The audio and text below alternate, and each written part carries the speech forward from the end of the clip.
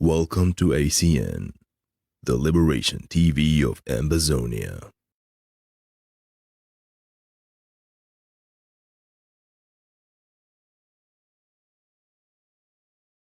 Ambazonia Defense Forces, the vanguards of the Ambazonia War of Independence.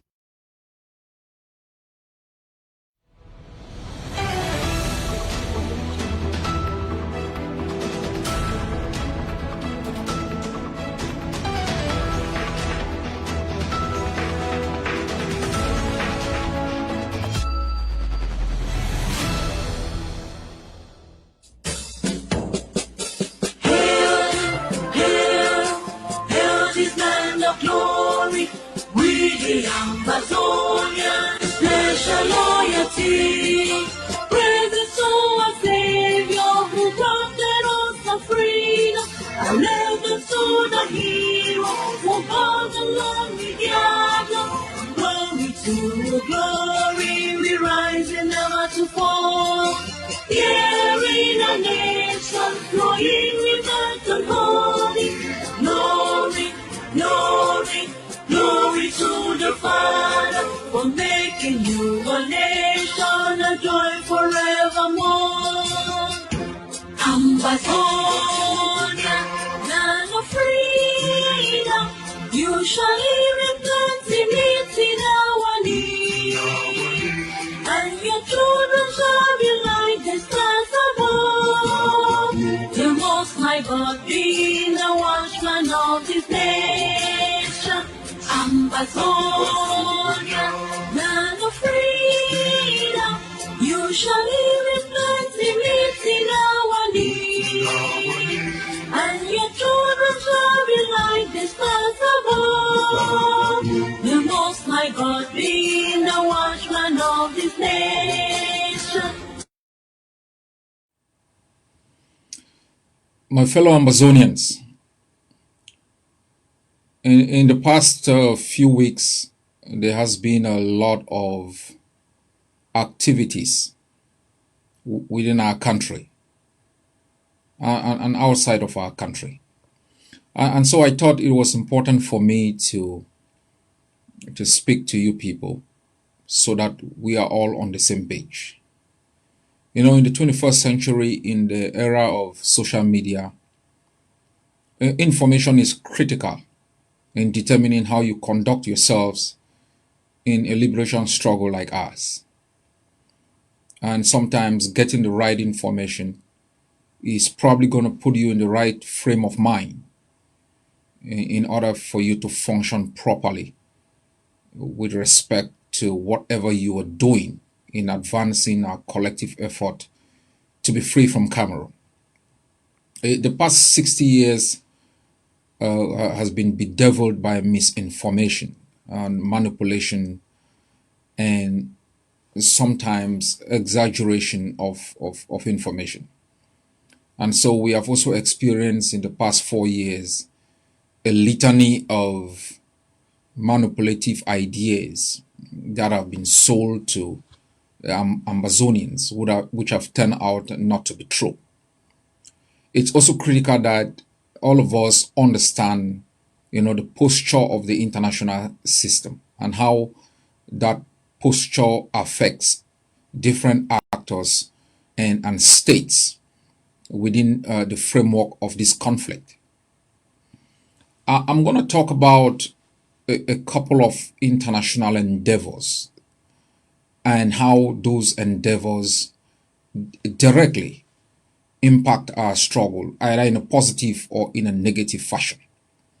I will also be talking about, our defense approach and what we think will be the impact of our current defense posture on the ability of Cameroon not only to prosecute its genocidal war, but to continuously attempt to misinform the world that the situation in Ambazonia is coming under its control. In the past few weeks, we observed that the Vatican had sent in a representative into Cameroon, who also made a visit into Amazonia. We are not quite sure what the purpose of the visit was. I know a couple of theories have been thrown out there. One is he came to install, a couple of senior Catholic individuals in Bamenda, and he just simply used that occasion to talk about our struggle. Another theory has been the interest of the Vatican to mediate in the struggle between Amazonia and Cameroon. We have not received any official communication from the Vatican, declaring its intention either way. And so everything we postulate or talk about is based on information that we have gathered from the social media. But from a leadership perspective, this is what I would like you to know. As I said in one of my audios, we know the Vatican had shown interest, I think close to 2 years ago. There had been some initial contacts. We had also, through some third parties, been able to understand the position of the Vatican. There are ongoing efforts in that direction, which I will not get into. But if it is true that the purpose of the visit was also informed by the interest of the Vatican to mediate, we will wait until we receive an official position or communication from the Vatican. Now, in terms of mediation or facilitation, we must know that the Swiss effort to mediate or facilitate has been extremely weakened by a couple of reasons. One, Cameroon's denial to initially commit to any meaningful negotiations. Two, the lack of clarity from the Swiss Foreign Ministry on its role and its inability to articulate in terms of clear identification of the parties to the conflict. Lastly, we have always argued that the position of Switzerland with respect to Cameroon does not give it full impartiality to engage in this process alone. And so there can be virtually no way we will accept any Swiss mediation or facilitation that is not multilateral in nature. And so the weakened nature of the Swiss posture might open the door for other actors to attempt to come in. There is no time that you can have two parallel facilitation in terms of how you resolve a conflict. So if the Vatican has to come in, the Swiss will have to openly declare their withdrawal or their intention to facilitate. As long as the Swiss have declared that intention, the international community will still foolishly rely on that intention, even if the actual process is flawed. And so if the Vatican will have to come in, there are two possibilities. One, come in and work to balance the Swiss, or declare its intention to single-handedly facilitate. And that would mean the Swiss will have to overtly declare their withdrawal from the process. Either way, that is not really our concern. Any international party that intends to facilitate any negotiation between Ambazonia and Cameroon must meet the minimum threshold which we have communicated to various international actors, including the United Nations, on the fairness and multilateral nature of such a process. So while we await, what the intentions of the Vatican are, let me say this. I said in my audio, the attitude of the international system has been extremely abysmal and shameful. This is the 21st century. We are not dealing with England. This is not a conflict like between Scotland and England. It's not also a conflict that is mitigated by international institutions like democratic institutions, respect for the rule of law, respect for human rights and due process.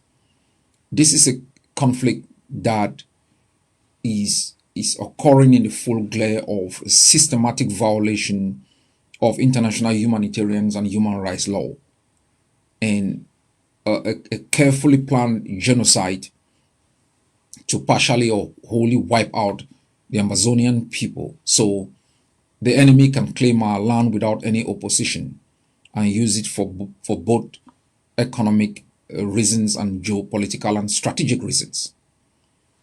And so we are not dealing with a kind of a normal situation. And so when we find international organizations or state actors and states making repeated visits to speak to the King of Mvomeka of the Bulu Republic, we find it interesting that the massacres that are going on in our land, the systematic killing of our civilian population, the genocide, does not preoccupy them. If it did, they would have changed their posture in terms of how they deal with the Yaoundé regime. And this is quite important. We've observed genocide before and the way the international system has behaved. It is not different from the way they are behaving in Ambazonia.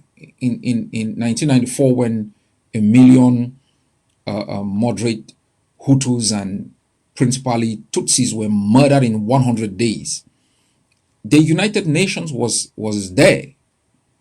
We also know from the evidence that major international players, played an enabling role in the genocide, or at least in protecting the genocidaires and giving them a safe corridor to escape accountability.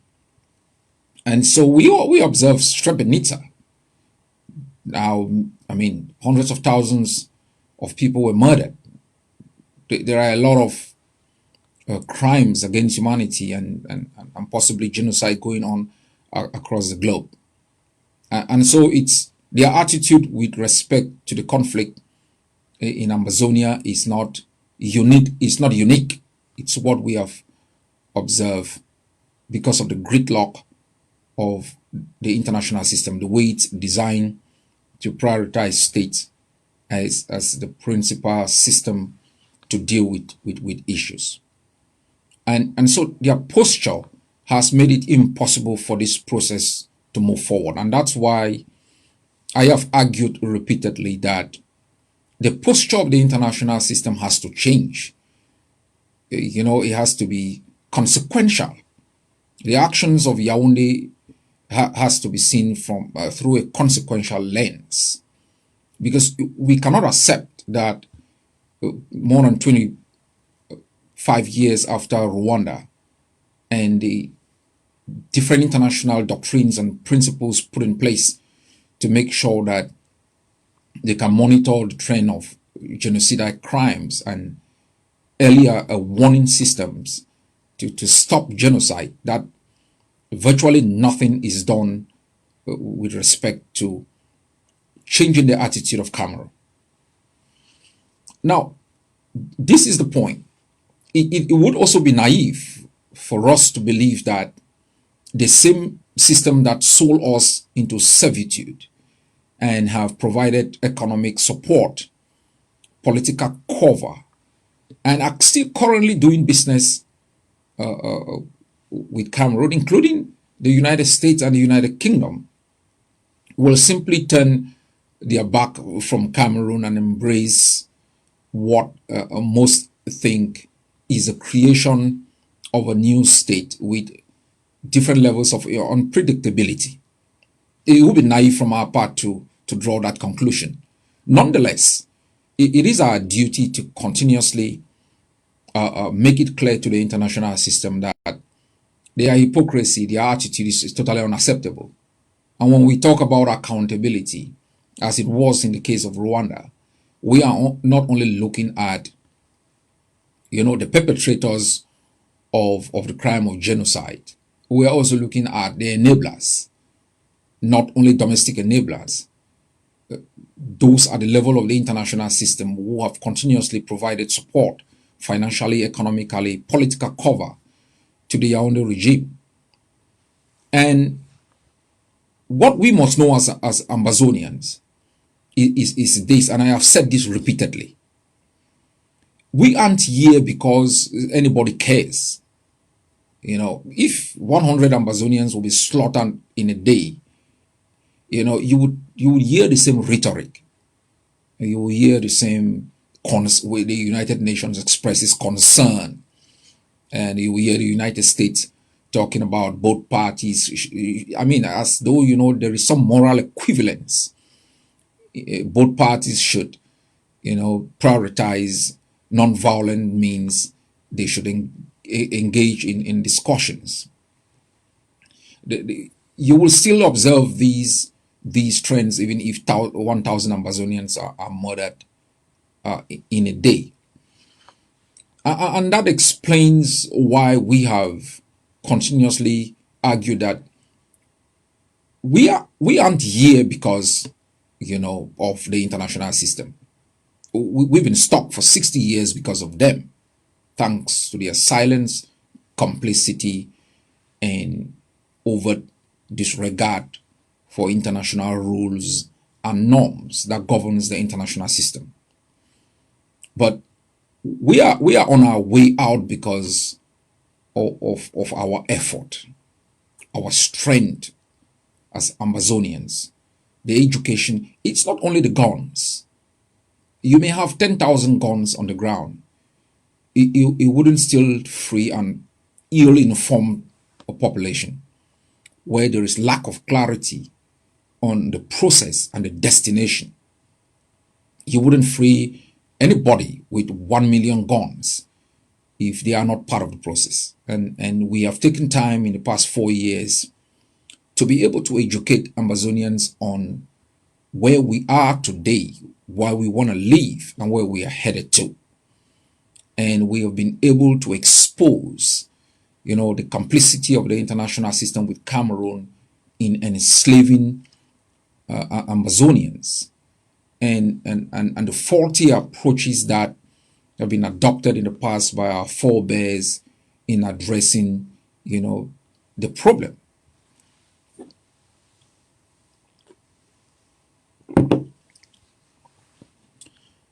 Now, as I said, we are here because we have made the conscious decision to be free. The only reason why we are engaging the international system is because we are part of the global system.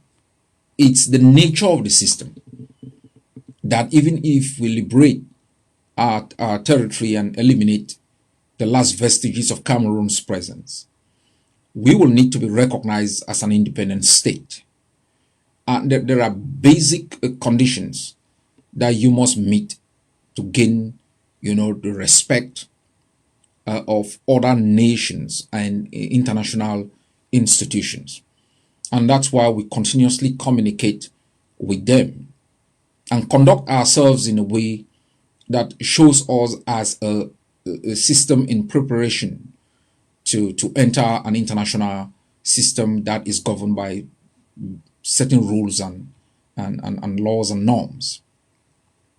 But for us to be free, it will require Ambazonians to continuously, fight hard at every level: self-defense, targeted diplomacy, internationalization, to make sure that all of these strategies are locked in together to have a maximum impact on both the occupier and the international system. So with respect to whether there is mediation or facilitation, it's not really in the hands of Ambazonians. And I have argued repeatedly, and this is proven by facts of history, it is not us, to continuously beg to talk. Because after all, this is what we've done for 60 years.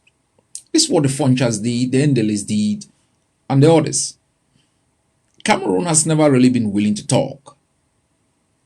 Whenever the international system, or there has been domestic pressure to force it into some form of discussion, it has preferred three strategies: time, the use of bribery and corruption, and the use of force. And if these three strategies have worked for 60 years, why should Cameroon, undermine its own sovereignty or claim of sovereignty over Ambazonia and ship it over to the Vatican or to Geneva? There is no reason. The only reason that will happen is when we Ambazonians compel them through our actions on the ground to do so. In most conflicts that we have studied, it is when, the grip onto power is weakened that occupiers begin to seek covert means, to negotiate themselves out of Waterloo. It wouldn't be different with Cameroon. It wouldn't be different with Cameroon. Now, but all of these things work in favor of Ambazonia. Don't get us wrong. All of these things, the flurry of international diplomacy, the activities, the talks, the resolutions, the studies, work in favor of Ambazonia. Don't forget, one of our strategies is internationalization. And the reason we developed that strategy was because, one, all occupiers want to assume responsibility in solving, the question of international occupation. They don't want the international system to be involved because it would basically be out of their hands and out of their control. And that was one reason. The second reason was because for 60 years, basically, all domestic approaches, whether democratization, whether at least even, having some constitutional review of how the structure of the state has basically been rebuffed by Cameroon, rejected with utmost arrogance. And so every domestic approach has failed. And so we opted to internationalize our struggle to make sure that, we change the battlefield. And we've basically changed the battlefield. And so the international flurry of diplomatic activities, whether it's a visit from the Vatican, the declaration by the Swiss to become involved, Canada putting in money, the involvement of the US, statements from the US Senate Foreign Affairs Committee, the UK House of Lords, the German Parliament, EU, it should make us proud, because look at us, from nowhere, from nobody to somebody, from 2 cubes of sugar, les Biafran, les Anglophones, to somebody. And so sometimes that's why I always encourage you to look at the bright side of things. We've done well. We've done well. For us, without a powerful lobby, without a megaphone at the level of the international community, without the skillful, trained diplomats to navigate the bureaucracy of the international system, our actions on the ground and leadership has been able to market our plight, our vision, in a way that is now being embraced by the international system. But But that's just the first step. That's just the first step. The international system is dynamic, it's fluid. You know, for them, stability, certainty is more critical than the respect for human rights. The stability of the international order, predictability, is very important for the billions of dollars that people have invested in businesses than some few black men somewhere in West Africa crying about their right to to be free. That's irrelevant. The international system is built in a way that they can wipe 8 million Ambazonians to keep it survive. So we must be clear about this, and that's why we must never relent our effort in all of the strategies that has brought us here.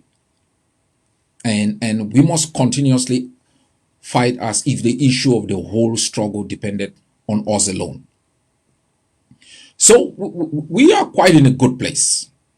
Now, how all of these flurry of activities gonna take us somewhere? And this is where I wanna bring some clarity.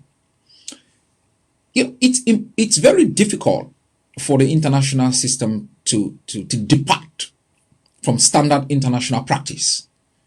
The standard international practice is states recognized under international law should have the primary responsibility and obligation to deal with issues that the international system sees falling within their territorial space and jurisdiction. That's standard international practice. The second standard international practice is that the creation of new states is not in the interest of international stability. The third standard practice is dealing with those who aspire for a new state is going to open a can of worms, because in the world there are so many peoples that are subjugated and suppressed, and if you begin to recognize one and begin to deal with it, talk about it, you give the next one in the next country the hope that this is possible. And so these standard practices are there. They inform the way that the international system conducts itself, the way that states conduct themselves on issues of self-determination. And so we are well informed about this. But this is where it becomes interesting. And I would like you to listen to this carefully.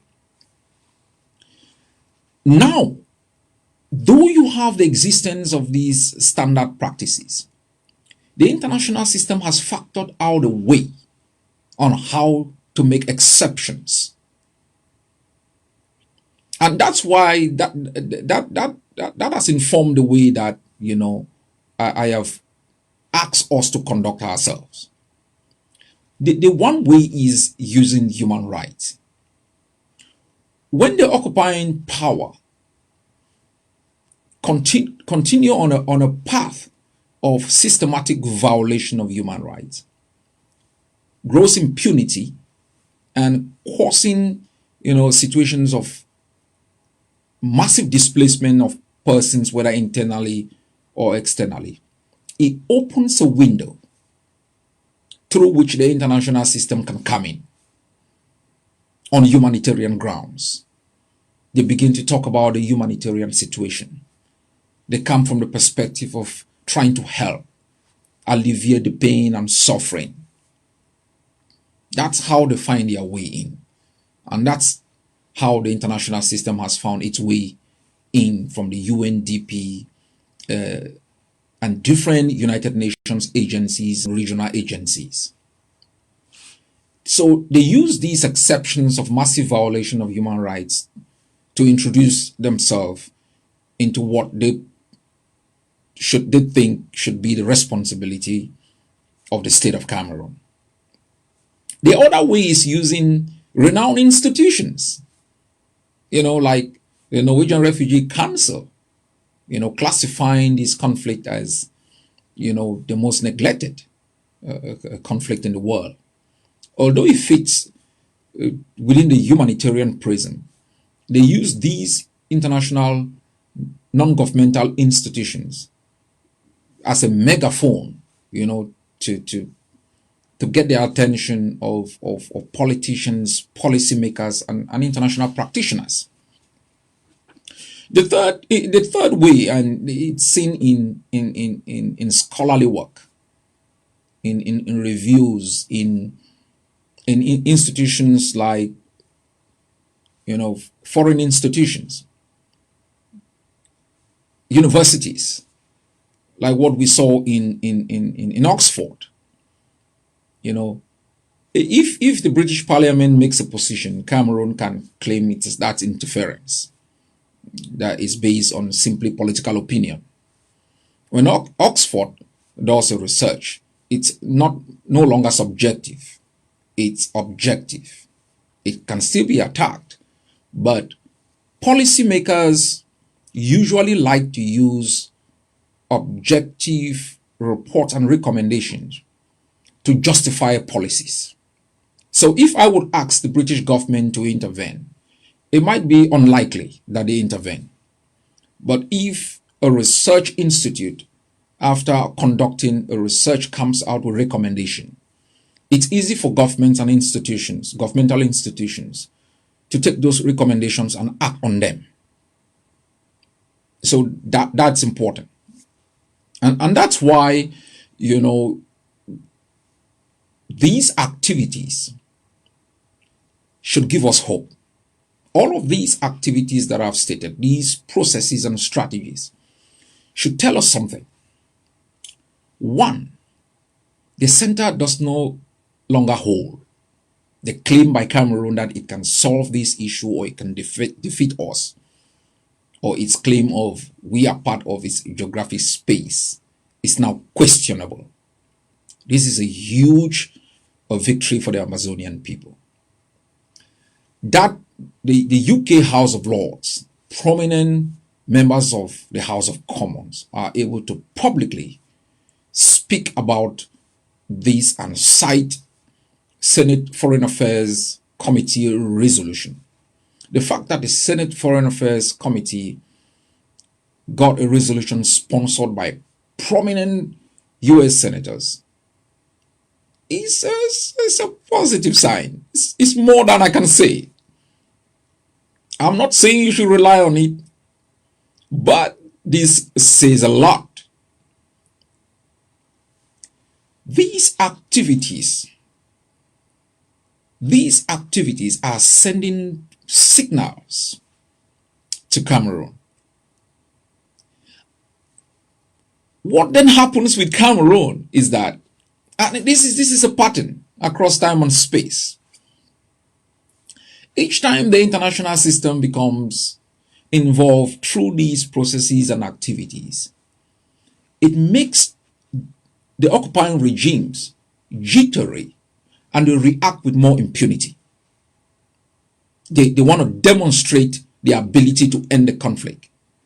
They cause what they call unforced errors. And that's what we are observing. The attitude, the change in attitude of the international system has made Cameroon to become more brutal. And this is the vicious circle. As they become more brutal, it increases the pressure on them. Does that mean we will automatically become free? No. This is where self-defense comes in also. The moment the international system becomes interested, policy groups, universities, non-governmental, governmental institutions, a flurry of activities, the Vatican, Senate, once all of these things, institutions become involved, there will be a tick up in violence. There is a likelihood you are defeated at that moment, because those regimes will invest whatever they have to undermine the posture of the international system. Because once there is a reversal in fortunes, the international system says, all right, Cameroon has the upper hand, so let's walk away. That is what Cameroon is thinking. That is why we must be very careful. That is why this is not the time to be jumpy. This is not the time, to be celebrating. This is the time for hard work. Hard work. I will come into that. Let me just conclude on the issue of diplomacy. Now, 10,000 heads of states can go visit Mr. Biya. They can go talk to civil society, go talk to churches. It wouldn't end the war. The churches wouldn't speak for us. Civil society will not. The nationalist movement overseeing this liberation effort will speak alongside with every other group of Ambazonians, will speak for us. This is the way it works. What do you see happening going around churches and going around meeting enablers, traitors like the Balas, and murderers like the others? I sometimes really hate to think about them. I get a bit worked up because you cannot understand in the face of the killings. Find some of them still wearing the outfit, the bloody outfit of the occupier. You find some of them talking shit in newspapers. You even find newspapers that should be nationalist, that should speak for us, that should be our own voice when we are denied the right to speak, trying to play moral equivalence between us and the murderers who've killed us for 60 years. So sometimes I don't really want to talk about it. I just want to keep it aside. There will be a time for us to deal with them. But what we must know is this. They can go down to Yaoundé 100 times. The only way this thing will end is when they begin to let Yaoundé understand that there are actors on the other side who are visible and that we will engage with them in a visible manner. It will lower the arrogance of Yaoundé. But playing this public diplomacy with Yaoundé and private diplomacy with Ambazonia is not going to change the attitude of Cameroon. This is the time for the international system to meet with us publicly, have meaningful discussions, and let us give them our own way of seeing this thing coming to an end.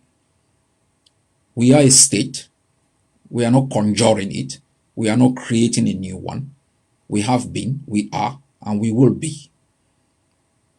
So the way this thing is going is working extremely well for us. And be rest assured, our posture has not changed. After 60 years of manipulation, deception by the United Nations, manipulation and abandonment by the United Kingdom and the international system, nobody will drag us into a negotiation that does not meet the minimum conditions of fairness, transparency. Nobody will do that. It is not because we hate negotiations. 90% of conflicts end through negotiated settlements. And so we may be the exception, but we are ready when Cameroon commits and the international system shows its preparedness through the kinds of institutions it creates to facilitate and oversee implementation of any agreed upon terms. So Ambazonians, you must know that we are not bystanders. We aren't bystanders. So when you see the Vatican going into Bamenda holding church services, going and talking to Mr. Biya, don't bother. They will come to us. We are an international contender. We are a party to the conflict. And they will treat us with respect and with a level of equality with Cameroon. But it's also important that this struggle is not left simply in the hands of leaders and our Ambazonian Defense Forces fighters and its sister forces. This is a collective endeavor as it manifests itself every Monday. When you find almost 25 years or more ago when we were in this, when the Commonwealth Secretary General Emeka Anyaku was coming down to the University of Buea, we didn't lock ourselves in our homes. We carried placards and expressed our desire to be free. And so when these international persons are coming, except we have called for a lockdown, which I don't think is necessary when you have these international persons visiting, we should mobilize ourselves with our flags, our signs, carrying the coffin of all the thousands of people that they've murdered, to show them what we're going through and where we want to go to. So it's important that we remain active, in this movie of our own liberation. We are the principal protagonists. We are the principal actors. Leaders are servants, are guides who take their knowledge of international system, international strategies, to guide the population to where the population really wants to go. Leaders aren't taking you to that destination. They're guiding you because that's where you want to go. And so we must continuously be engaged. And that's what we have been doing. And I can assure you that though there have been some mistakes in terms of diplomacy, in terms of the way we've conducted, some persons have conducted themselves, we as Ambazonians have conducted ourselves well at the level of the international system. We are seen with respect, treated with admiration for our knowledge and for our ability to communicate our intentions clearly and precisely. And we should remain focused on that path. So each time you see a flurry of international activities, know that it's working in your favor. And we are doing a lot of work in the background to engage. I also learned a couple of days ago, another Ambazonian group who is invited to speak within the context of a Canadian institution. We know of an upcoming panel discussion in the UK that would involve prominent persons who have spoken for Ambazonia. Ambazonians should participate and to make their voices heard. That is positive news also, and we should embrace it and use that positive spirit to be able to dig our heels in with respect to defending our land, to defend our people. So, with respect to self-defense, I'll say this. We've lost a lot of people. We lost Nelly and three other teenagers in Metaquatas, butchered by the regime. We lost 10 of our compatriots in Mautu. A couple of others killed everywhere systematically. And if you the body counts for Ambazonians in the past 4 weeks alone is more than 50 Ambazonians murdered. And that's why we must continuously equip our men, to be decisive in the battlefield, to at least protect our civilian population and to defend the gains that we have made in the past 4 years. But I think there's been a change in attitude on ground zero. On the 1st of January, Ambazonian Defense Forces fighters who had passed through Bali, came through the same place, and they met their brothers and sisters there, and I received a call early morning from all of them, and first I was worried what was going on, but they were brothers together, celebrating the new year together, and the call from Grandpa of Bali set the tone for the new year. Our forces are coming together.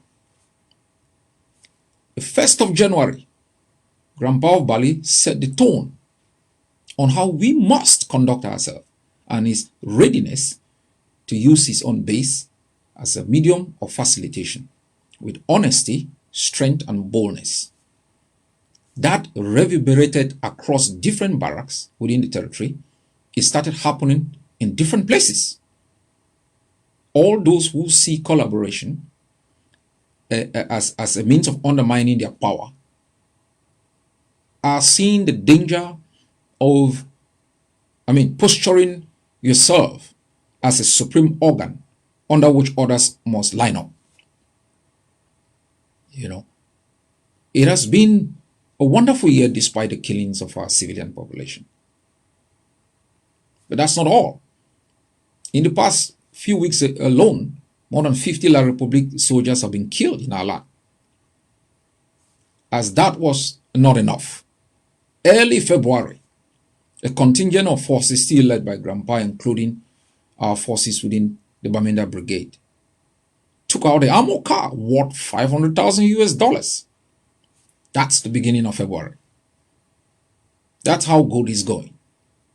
We saw within FACO, combined force from Meme, the Ambazonian Defense Forces, the Black Tar, and others, the Mountain Lions, all the commanders, they put Ambazonia first, work together, and undermine Cameroon's ability to show some sense of normalcy. They pushed players into armor cars. For the first time, Victoria also took part. Ambazonians are coming together. And as I promised, we will win as a people. We are different actors in this theater, doing our own contribution in our own small ways, in our own places. That should culminate ultimately to the defeat of Cameroon and ushering in of our new nation. That's the ultimate objective. And we are winning.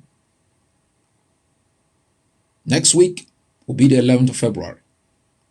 On the 11th of February 1961, through coercion, violation of the spirit of Article 76B of the UN Charter on Trust Territory, violation of a self-governing territory, the status of the self-governing territory, our constitution, and the fact that we've been the first pluralism in the continent of Africa, the first democracy, first country that has conducted an election, peaceful transition of power, stable space. They negated all of these things and forced onto us an election to choose to die through plane crash or sink in the high sea. And it's where I blame our own forebears and our leaders in the past. How is it possible that you could walk out of the Eastern House of Nigeria, walk away from mighty Nigeria, establish a system, set up a government, governmental institutions, parliamentary institutions, conduct free and fair elections, establish your own constitution, and simply allow yourself to be taken over through bullying and coercion by a system that you provided them with protection? How is it possible that since 1961 up till now, we Ambazonians allowed ourselves to be manipulated on every 11 February to go out and eat sardine and bread, buy biscuit, get our uniforms ironed, march, sing their anthem, worship their flag? Collective failure. We have all been responsible for the institutionalization of a day of oppression and deceit. But we can't blame ourselves to the end, because in the last 4 years, we have shown through our actions and our articulations that we can undo the harm that our ignorance, naivety cause millions of our people, and that we will not celebrate the days of shame, days that we should be mourning lost democracy, lost institutions, lost economy, that we will not celebrate heroes and villains of others, and that we will celebrate our own heroes, those men and women who've risen and defended our right to be free. That we will think of the day Ambazonians massively came out, that we will celebrate, the 30th of December, the day in 1999 that late Justice Alogwede Ebon rose up, took over Radio Boya, and declared independence. And that we will celebrate, the action of Fongoji Dinka, who at a time when very few could speak, was able, after Cameroon on the 4th of February, 1984, reverted to its name, declared the restoration of the statehood of Ambazonia. That we will celebrate the bravery of Chief Ayaba, Hitler and Binglo, the kids who were murdered in Bui on the 1st of October 2001. That we will celebrate the bravery of our fighters, the Smolees. That we will celebrate the words of Grandpa of Bali, the bravery of General Ivo. the mastery of the 7 katas. We will celebrate the bravery of the ADF, the mountain lions, the black tars, and that we will reject all manipulations, all days of shame. We've done so in the past 4 years. And that's why on Thursday, we should reject this day, simply ignoring it, staying home. And our forces must be on the plow to make sure all enablers and infiltrators that violate the order of the state are held accountable. My people, I have always said lockdowns impose hardships. They should be short, clear, and its objectives clearly defined. This is one of them. Make sure that we give them a bloody nose on the 11th of February. I want to thank our forces for working together. It doesn't mean you will not have challenges. You will still have challenges. But you must do all in your powers to work together so that you can end your days in the bushes. You can end your days of uncertainty. My fellow people, Ambazonia is independent and free. The role of this generation is to defend that freedom and that independence. That is our principal focus.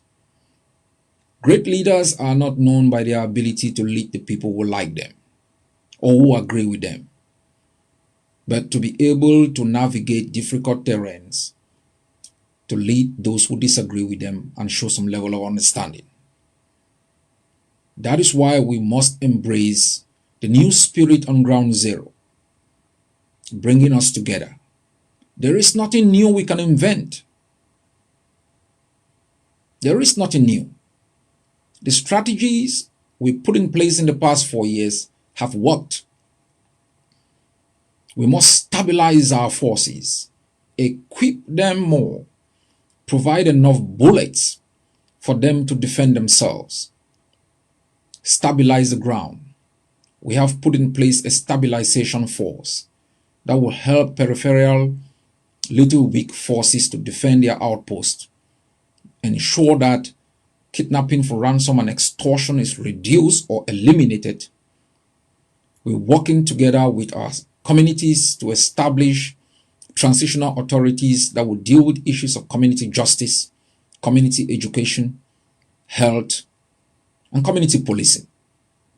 This collaboration between our forces and civilian population will mitigate, the effect of bad actors and elements within our struggle.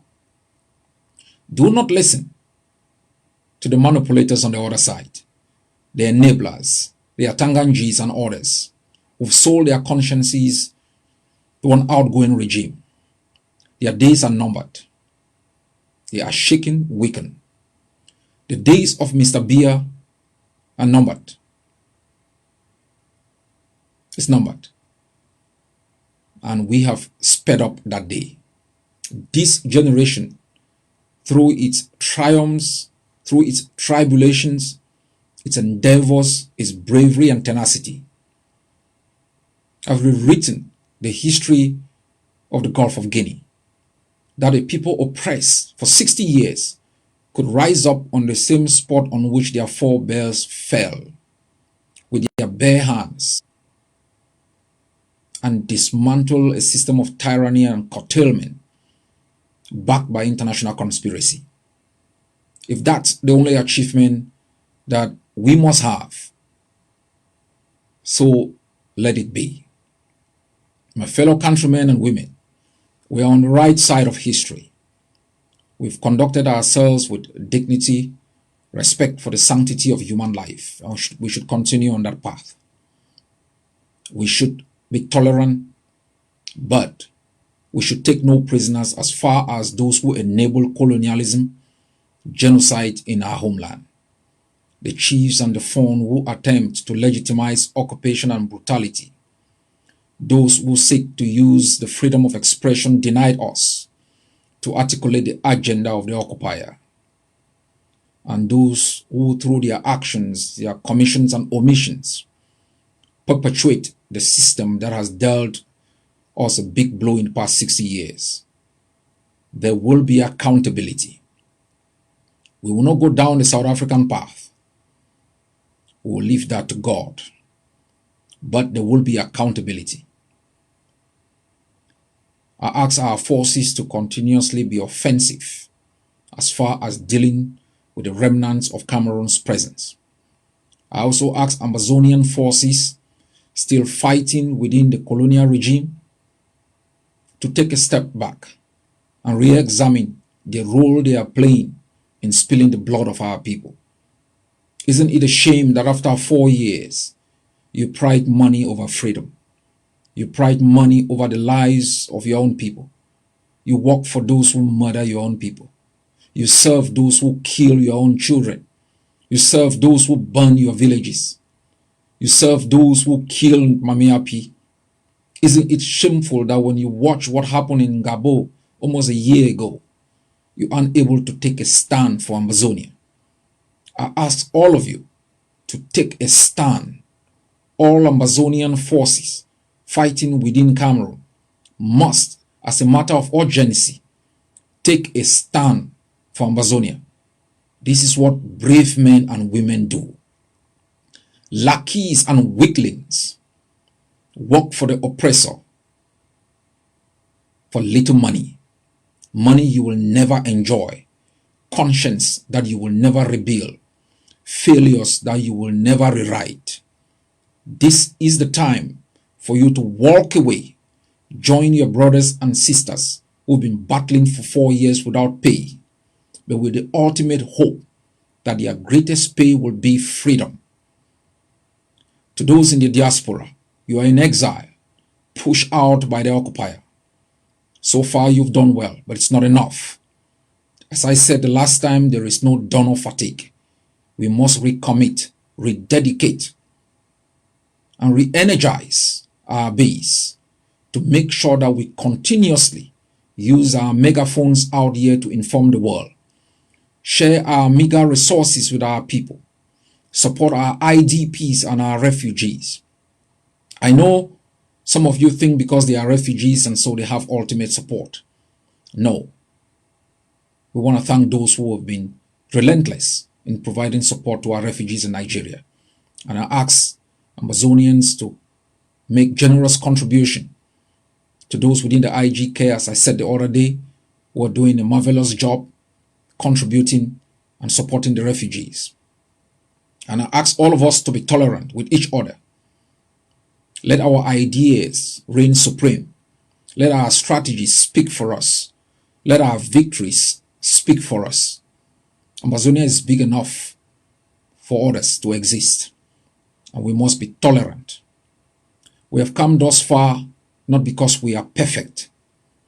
We have come thus far because we are human, with our fallibilities, with our frailties. But we've also come thus far because we've identified our weaknesses, work on them to make ourselves better for ourselves, our people, and for the generation yet unborn. That is exactly how we must continuously conduct ourselves until Cameroon is out of our country. The sun has risen over our homeland. God bless you all. God bless our homeland.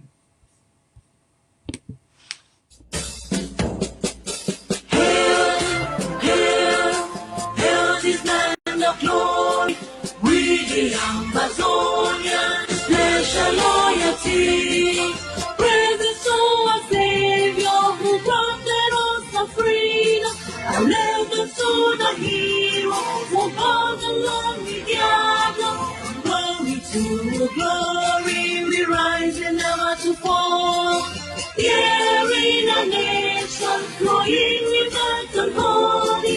Glory, glory, glory to the Father for making you a nation, a joy forevermore. Ambazonia, land of freedom, you shall live in plenty.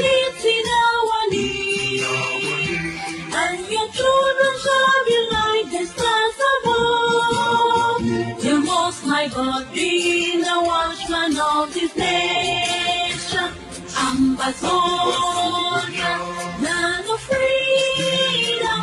You shall live in plenty, meeting our needs. And your children shall be like the stars above. The Most High God being the watchman of this nation.